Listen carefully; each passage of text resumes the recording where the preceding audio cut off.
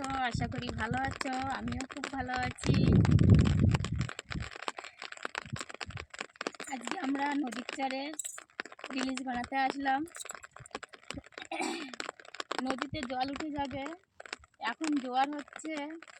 এই দেখো নদীতে কতটা জল।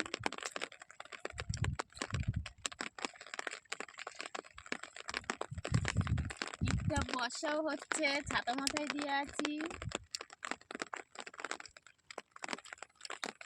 সকালে ওয়েদারটা এত বাজে করলো, তার কি করব, ছাতা নিয়ে চলে আসলাম নদীর চরে। ভাবলাম বন্ধুদের একটা নতুন কিছু উপহার দেই।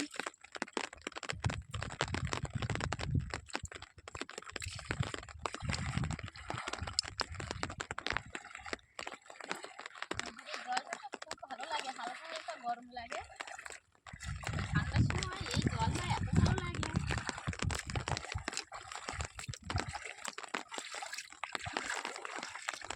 এই নদীটা বেশি বড় হলেও এখানে কিন্তু কুমিরের ভয়টা খুব কম আছে, কুমির দেখা যায় না।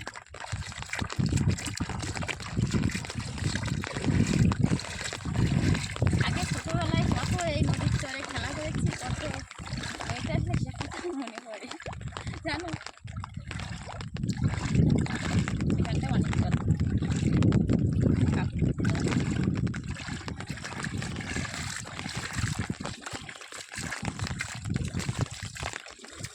ওই পাড়টা কিন্তু সুন্দর, দেখো কত কাছে। ভাটাবেলায় তো অনেকটা কাছে দেখাচ্ছে।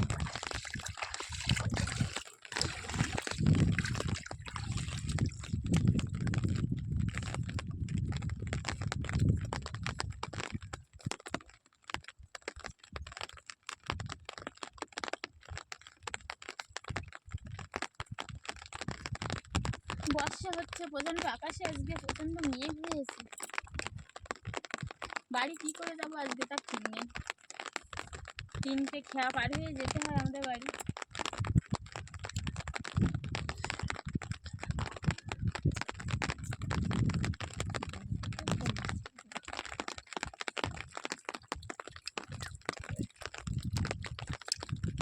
এই নদীটার নাম কিন্তু রায়মঙ্গল। অনেকে রায়মঙ্গলের কথা শুনলে ভয় পায় না, ভীষণ তুফান হয়, কিন্তু এখন নদী খুব শান্ত। চৈত্র বৈশাখ মাসে ঢেউ হয়, কিন্তু তারপরে যখন ঝড় বৃষ্টি হয় তখন একটু ঢেউ হয়, তাছাড়া প্রায় সময় শান্ত থাকে।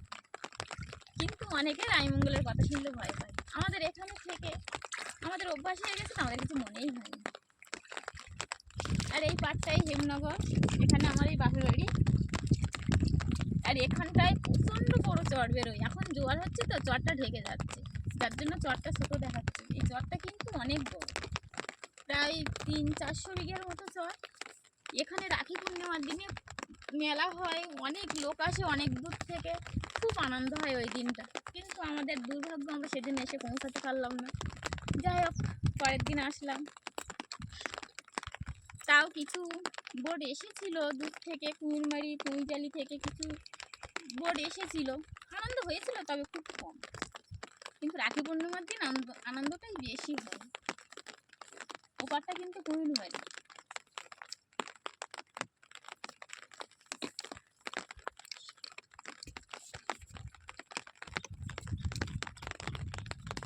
তবে বন্ধুরা, ভিডিওটা বেশি আর দীর্ঘায়িত করব না, কারণ আকাশে প্রচণ্ড মেঘ, আমরা ওপর খেয়ে যাব। যার জন্য আমাদের এই ভিডিওটা যদি ভালো লেগে থাকে তাহলে লাইক, কমেন্ট ও সাবস্ক্রাইব করবে। কমেন্ট না করলে আমরা বুঝতে পারবো না যে আমাদের কোথায় ভুল হচ্ছে, কি অসুবিধা হচ্ছে, কারণ আমরা তো নতুন চ্যানেল খুলেছি, আমরা তো বিশেষ কিছু জানিও না। তবে আমাদের পাশে থেকো, কমেন্ট করে কোনটা অসুবিধা হচ্ছে আমাদের একটু বললে ভালো লাগবে।